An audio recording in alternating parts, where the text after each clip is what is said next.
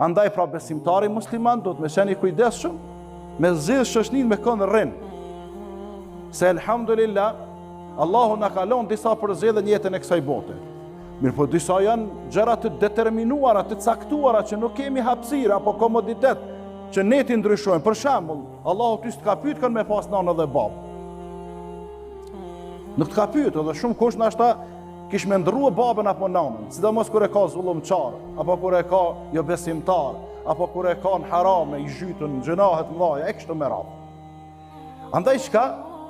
Kjo është çështje e preme, kryme Allahu s'ka pyet. As t'ka pyet ty kanë me pas vëlla apo motë, apo gjysh apo gjyshe.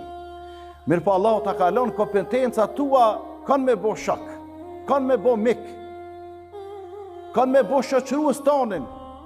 Andaj që të listën e shokëve miqve, reduktaj emrat, zvogleje numrin e tyne, se ma mirë me pas 2 a 3 fëmijë të hajrit, që kur të rish me ta knaqesh, edhe kur të rish me ta bën vesh fjalë apo punë të mira, se sa me i pas 2-300 apo 2-3.000, edhe harambasha, edhe njerëz që ta hupin kohën, e sidomos këtë kohën bashkohore tash, edhe me këto rrjetet sociale, edhe me këto grupet në për Viber apo në WhatsApp apo rrjetet tjera sociale, edhe i shef njerëzit, sidomos të rritë edhe të rejat, të natën herë me një grup familjar, herë me një grup shkollës të mesme, herë me një grup shkollës fillore, herë me një grup xhamatit, herë me një grup të akrabave, herë me një grup të kojshive, herë me një grup të atyne që ju kanë luft nëse u kanë, herë me një grup të atyne që ju kanë studime, edhe shkaj nata, shka, kile vë kalë, thashe thëmet kota, edhe aty ma shumë hajgare dhe vica.